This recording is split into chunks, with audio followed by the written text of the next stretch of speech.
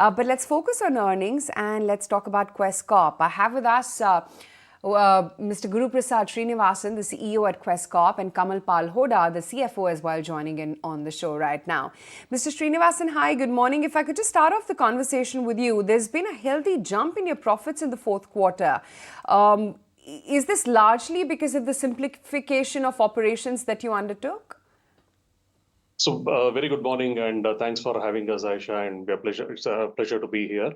For Quess, I think it was a great Q4, and I would say most satisfying year in terms of in terms of the performance.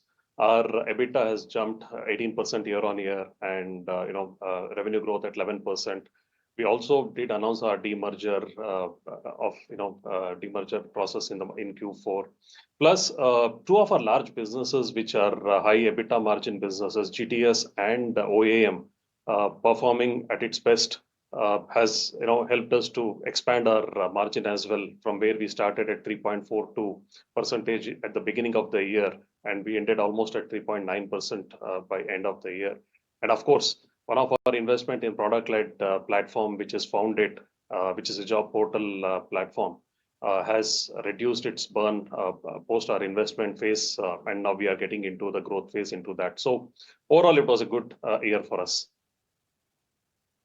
Okay, interesting. Kamal, what about the margins? Because they too have seen an improvement, but what happens over FY25 to FY26? Do you maintain this? Do you up it? Sure. Thanks, Aisha. So margins, yes, obviously have increased, like Guru explained, from 3.4 to 4, and the reasons explained. We obviously, our endeavor is to continue this margin expansion trend moving into FY25 as well as FY26. And some of the levers would be, again, in the GTS vertical, there is a favorable geographic mix. We're moving towards more international contracts, which are higher margin than the domestic contracts. Within the product-led business, the burn and the investments have come down drastically. So from a 95 crores of burn in FY23 to almost 63 crores of burn in FY24, and FY25 we expect it to be break even because we obviously exited the quarter as break even for our product-led business. So pretty healthy trajectory for us to continue the margin expansion journey. Mr. Srinivasan, just one more question about, your general staffing services as well as the operating asset management platforms. They've witnessed significant margin expansion too, right? Where is it that you see a continuation of this trend, or rather, do you see a continuation of this trend in these two particular segments? Do you think they are the ones which are going to be the firing engines for you going forward as well? Absolutely. First and foremost, in our general staffing, the big call out is we have crossed 400,000 mark in terms of our headcount deployment. So it's a big milestone, and we are aspiring to be globally number one. So that's the journey that we are. So when I say that we are aspiring for globally number one, you need much deeper strategies in terms of focusing clearly at a vertical level. So we are now getting deeper into at a vertical level focus. So 4 of our verticals, which is BFSI crossing 120,000 by headcount, manufacturing crossing 70,000 by headcount, consumer durable and the telecom crossing 50,000 by headcount in itself. And these are the sectors which are also growing for us. We would have much sharper focus in terms of growing these verticals.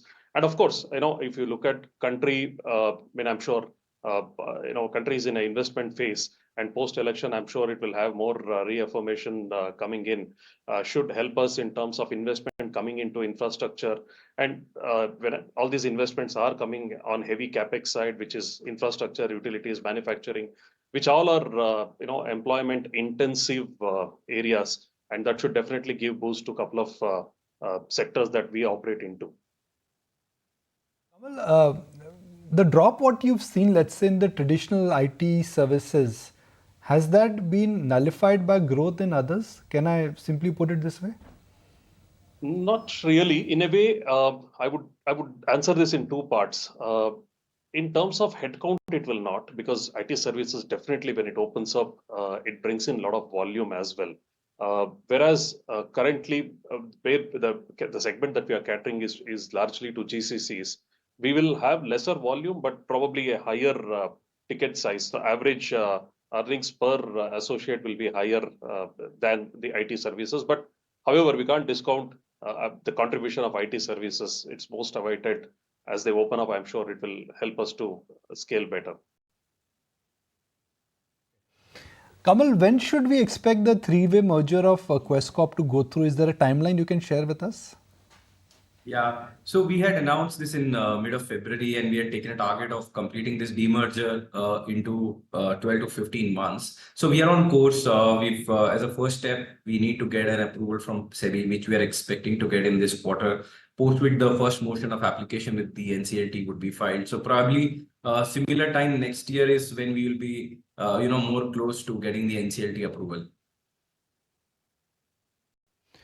Guru, which are the new services which are now getting added up in terms of skill and tooling? Because the lot has changed in terms of the complexion of Indian economy. For example, manufacturing is picking up, infrastructure is something you mentioned. So if one assumes that manufacturing is the real deal, it will require more engineers. It will not require that many coders. It will require more engineers who have design capability rather than coding ability. Do you see that changing at your level as well? If that is changing, what does that mean for your business? Sure, Nikunj, in fact, our business is something which directly reflects the country's economy, and wherever the investments are going in, it reflects in our vertical growth as well. So manufacturing, we are seeing, in fact, 3 years ago, we were sub 5,000 in terms of our manufacturing headcount. And this year we closed it almost about 70,000. So if you look at, they're growing at a CAGR of about 36%. And mind you, this is still, there's no intense manufacturing that is still happening in the country. It's more of an assembly. We still don't have advanced manufacturing completely taken off. What we are catering to is currently, the modern manufacturing units, large production lines. It could be, assembling of your consumer durable, assembling of phones. So we are still probably, I think, we are at the surface in terms of manufacturing activity in the country as far as concerned. I'm sure as this progresses deeper, we would have definitely the skill gap arising, and it needs to be addressed. And in pockets, it is being done, but we are also working with Sector Skill Council, Ministry of Skill Development to organize a larger program around it as an industry. So there's a lot of activity happening, but at the moment it is, I would say, it's just at the surface in terms of whatever is happening in terms of manufacturing. Fair enough. Morning, Mr. Hoda, and wanted to also understand in particular when it comes to the overall global technology solutions, how the platform vertical employee experience management has performed, and overall for the vertical, do you believe that the margin performance is only going to continue? What will it be led by? Sure. Thanks, Aisha. So if you see, from our results, while there has been a non-linear growth as far as GTS vertical is concerned, while the revenue has grown only 8%, the EBITDA on an absolute basis has gone 21%. So from a 353 crores of EBITDA that we did last year, we closed this year at 425 crores, which is almost 18.5% margin. Now, this has been on the backdrop of 2-3 things. In the CXM as well as on the EXM business, there has been a favorable geographic mix. So we've been catering to clients overseas, which obviously come at a better margin. Now, one of our listed subsidiaries, Allsec, that have also performed phenomenally well. Their, EBITDA and the growth was 20% up year on year. Again, the EXM business is a high margin business, which has got a good growth. So we've started, or let's say ended the FY24 on a high. And this trajectory, we believe at least in FY25, we see the trajectory to continue as far as the margin expansion is concerned. Also, on the growth side, while we've grown single digit, but the aspiration is to grow double digit as we move into FY25 for this vertical. Okay, and Mr. Srinivasan, you're also looking at redirecting focus towards seizing hiring demand that's emerging from GCCs. What's the strategy in place here? So definitely, GCC contributes to almost about 1.6 million employees working in that space, and the country has almost about 1,600 GCCs more coming in. We cater to about 15% of GCCs currently, and hence there is a good runway for us this year. So we are setting up our the recruitment capability to ensure that we catch this wave well in FY25. So we are prepared on that. What about the work for management industry as well? Because that's expected to grow in the range of 10 to 13% over the next 5 years. What is the growth target that you have for the company, Mr. Srinivasan? So, I mean, as I said, our business is directly reflection of economic growth in the country, and we foresee that with all the investment coming in, at least 3 times of GDP, we should be able to definitely grow as a company. Finally, I just wanted to understand, aside from the business metrics of the company, we have seen a distinct shift in the year when it comes to tech talent demand across various industries. Just wanted to get in your observations or anything that you've seen in terms of hiring, in terms of job trend. Either of you could take this.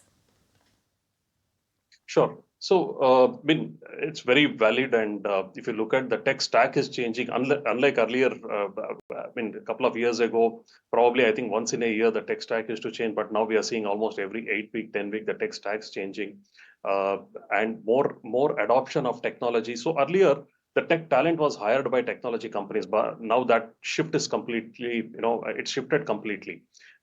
Even non-technology companies are implementing or are hiring technology resources, whether it could be transition from a SAP to SAP HANA. I mean, a lot of digital work that is happening in the country is local consumption, a lot of local consumption, and hence our demand is not only coming from tech, but we are also getting a lot of demand from non-tech companies who are like banking, a lot of digital work happening in banking segment. So what we are seeing shift is more than global GCC and global demand. There's also a local, like the domestic demand, which is also increasing in this space. I'm sure country is moving towards more digital orientation, and this is good for in terms of delivery accuracy that can come in over a period of time. And there will be shortage of demand as always, because we are also unable to fulfill 100% in this space. So I'm sure there's a lot to do in this, and specifically in technology resources as far as is concerned. Okay, Mr. Srinivasan, Mr. Hoda, both of you, thank you so much for taking the time out and speaking with us today. Thank you so much. If you like this video, then like, share and subscribe to ET Now.